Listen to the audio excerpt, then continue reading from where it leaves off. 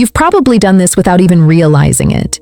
You meet someone, spend 20 minutes with them, and quietly form an entire financial picture of their life, based on almost nothing at all. The car in the driveway, the watch on their wrist, the way they talk about their last vacation, or the restaurant they mention like it's nothing. And most of the time, that quiet mental math you're doing without even trying is wrong. Not a little wrong.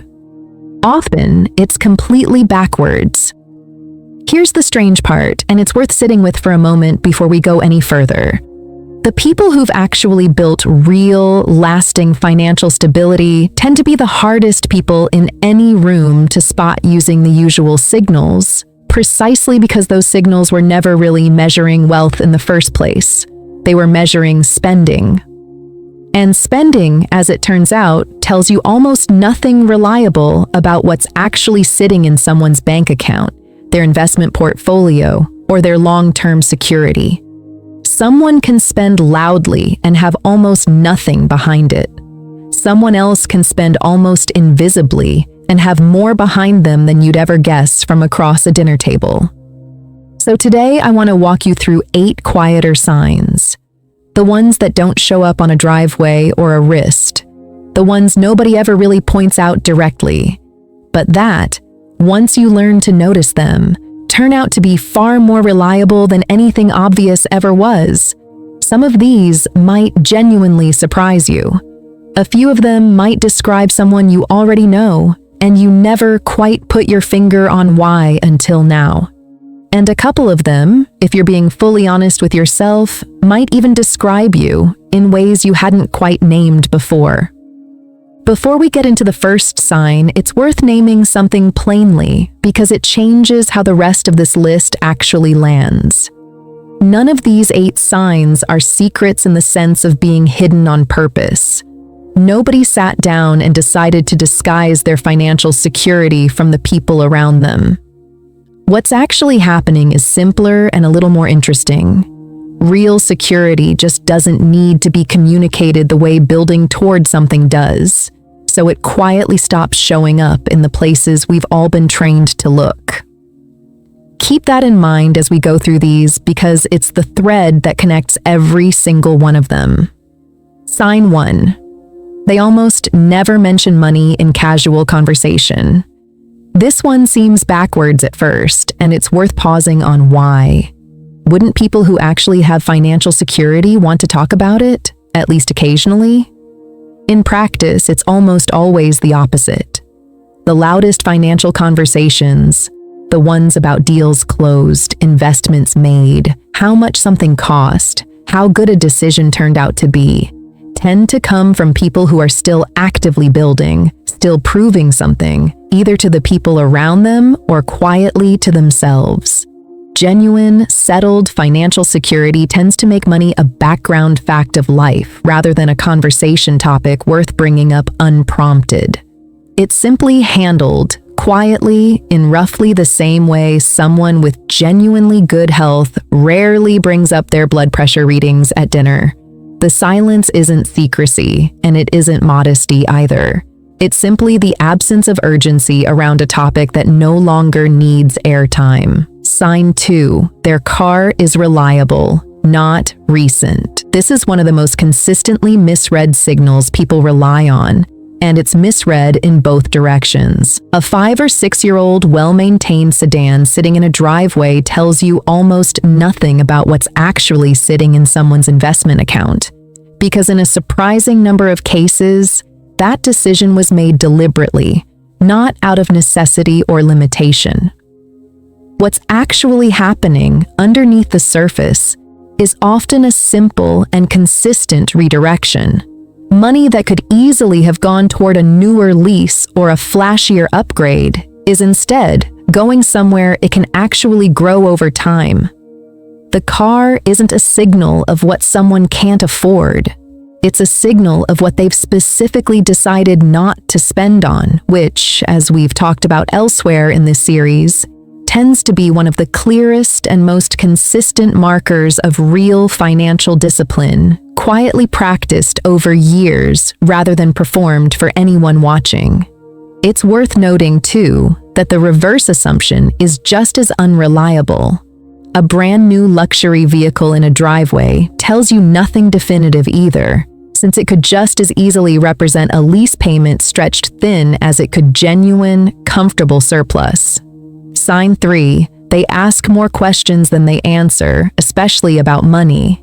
Genuinely financially secure people tend to be quietly curious rather than quietly boastful, and the difference shows up almost immediately in conversation. Ask them about an investment decision, and instead of a confident monologue about how smart the move was, you'll often get a thoughtful question back instead. How did you set yours up? What made you choose that particular approach? What would you do differently now? This isn't modesty performed for its own sake. It's a habit built from actually understanding at a fairly deep level how much luck, timing, and continuous ongoing learning goes into building something that genuinely lasts. People still early in the process of building wealth tend to talk in certainties because certainty feels reassuring when the ground still feels a little unstable. People who've been doing this for 2 or 3 decades tend to talk in questions instead because they've watched enough of their own past certainties quietly fall apart to know better than to hand out confident advice too easily. It's a small shift in conversational posture, but once you notice it, it's remarkably easy to spot in almost anyone. Sign 4. They have a specific number in mind, and it's rarely a round one. This is a small detail, almost easy to miss, but it's remarkably consistent once you start listening for it. Ask someone who's still vague about their financial goals what number they're actually aiming for, and you'll often get a round, almost aspirational figure in response. $1 million, $10,000 a month, numbers that sound more like a milestone or a symbol than an actual calculation. Ask someone who's quietly built real financial stability the same question, and the number tends to be oddly, almost oddly specific. A figure that clearly accounts for a particular expense, a particular timeline, a particular version of the life they actually want to live day to day. The specificity here isn't just a personality quirk or a love of precision for its own sake. It's evidence of actual planning, done in enough real detail that the planning itself produced a genuine number, instead of borrowing an inspirational sounding one from somewhere else. If you ever want to test this quietly in conversation, ask a follow-up question about why that particular number matters to them. The answer usually reveals, within a sentence or two, whether you're hearing a real plan or a borrowed aspiration. There's a pattern worth naming here before we continue, halfway through this list. The first 4 signs are all, in different ways, about restraint. Restraint in conversation, in spending, in confidence, in goal setting. The last 4 signs, the ones we're about to get into, are a little different. They're less about what someone holds back and more about how someone actually responds when things don't go according to plan. That shift matters because it's usually the second half of this list that's harder to fake convincingly, even for someone who genuinely wants to appear more secure than they actually are. Sign 5. They don't need to explain their choices. Watch closely how someone responds when a purchase decision comes up naturally in conversation. Skipping an expensive dinner out, choosing a noticeably smaller home than their income would technically allow, driving that same reliable, slightly older car we already talked about. People who are still building their identity around money tend to over-explain these kinds of choices, almost offensively, as though anticipating some kind of judgment before it's even been offered. People with genuine, settled security tend to state the choice plainly instead, without much justification at all, because the decision itself was made with confidence a long time ago and simply doesn't require reinforcing every single time it happens to come up again in conversation. The absence of over-explaining is on its own a quiet signal worth paying attention to. Sign 6. Their spending has almost no visible peaks. Most people's spending, if you could somehow see it laid out clearly across an entire year, looks a lot like a mountain range.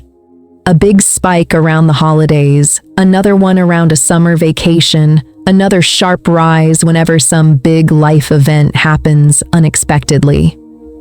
Quietly, wealthy spending tends to look noticeably flatter by comparison, more like rolling hills than sharp mountain peaks, because major expenses were generally planned for well in advance and absorbed gradually over time, rather than hitting all at once as a genuine shock to the system.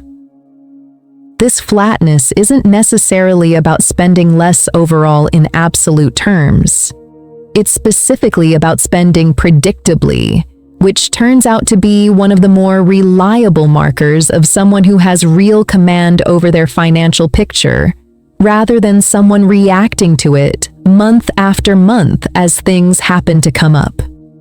A flat spending pattern, more than almost anything else on this list, is usually the quiet result of a plan that already accounted for the year before the year actually began. Sign 7. They treat a financial setback as a data point, not a crisis. This might genuinely be the clearest tell of all 8 signs, and it's also the hardest one to fake convincingly.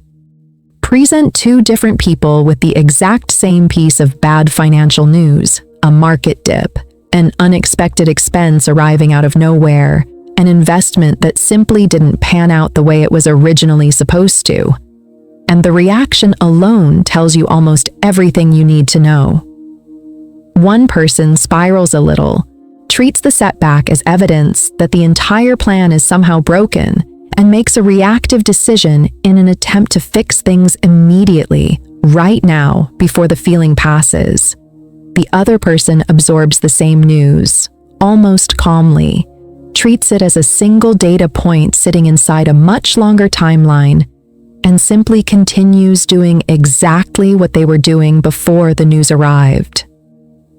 That second reaction doesn't come from indifference to the loss. It comes from having already built enough of a genuine buffer, both financially and psychologically, that one bad month, taken on its own, simply doesn't threaten the entire structure underneath it.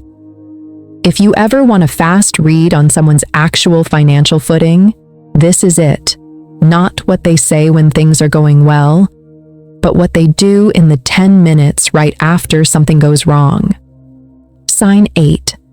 They've stopped needing anyone to know.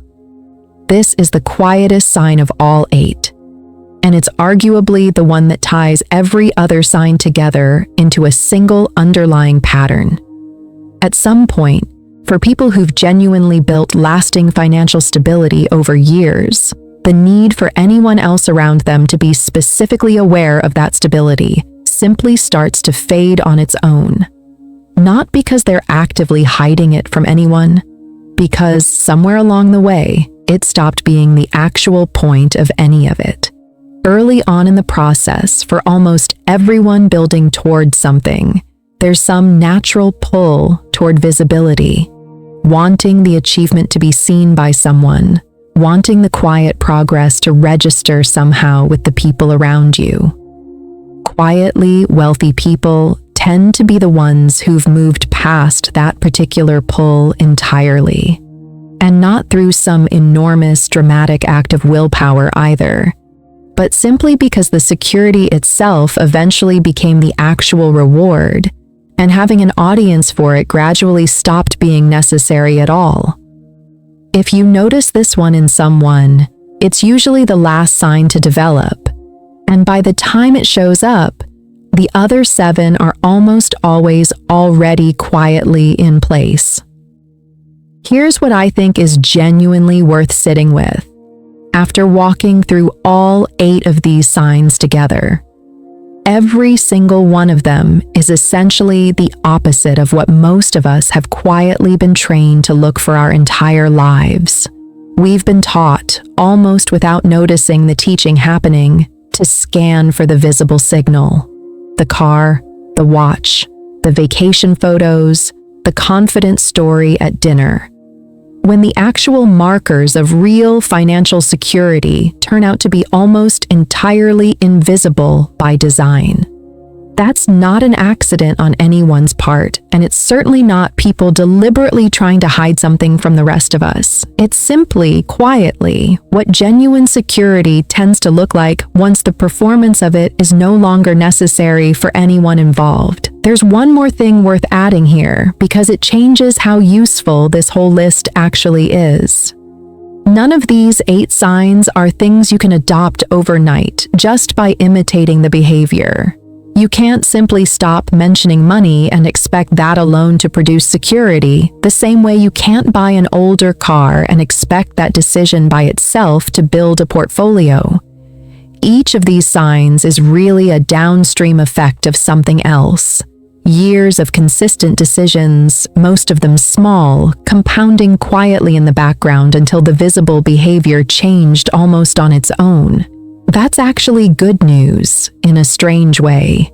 It means none of these 8 things are really the goal.